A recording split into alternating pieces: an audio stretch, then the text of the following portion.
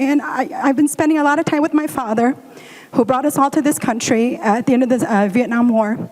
And I asked my father about how we came to the United States. And I always thought that we came here because my grandfather was a colonel in the Secret War. And I thought that that meant that we were in line to come to the US. And my father told me that that was not true, even though my parents both worked for a Christian organization. And my father actually worked at the U.S. consulate because he was one of the few people who could speak English, and he could type really fast, and apparently that was a very valued skill then. So they had my father move away from the refugee camp from my mom and my sisters and I, and he went to live at the consulate where he processed all of the paperwork for the refugees that came to America. And we had missed our time to come to the U.S. 3 times, and if we didn't come that last time, we would not have been able to come to the U.S. And I said, wow, what luck of ours. And my mom said it wasn't luck. We did not have our names on that list to come to the U.S. because even though your grandfather worked for the CIA, and because there was no, like if you were a child of somebody worked for the CIA, the only people that had names to come to the U.S. were if you were in the direct military and you worked for the CIA or you worked for USAID. And which is why it's so personal to me that USAID is getting unfunded, but we did not do either one of those. My parents' Christian organization did not count.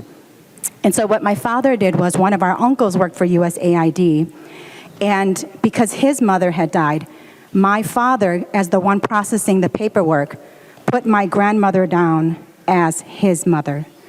And so I am illegal in this country. My parents are illegal here in this country.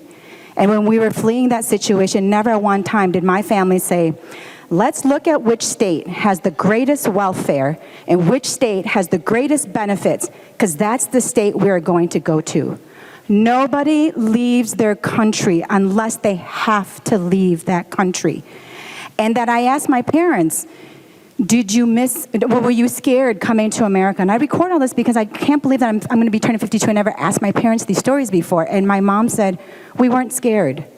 Because America, we knew, was the land of opportunity, and that if we worked hard, we could become something.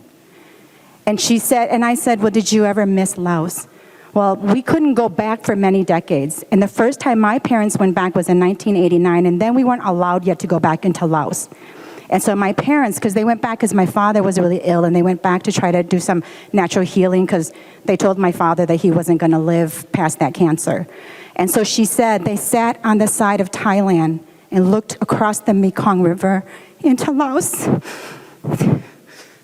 And they cried because they missed their homeland so much that even in a country where you have all of these benefits and all of these privileges and all the opportunities, that you never want to leave your country.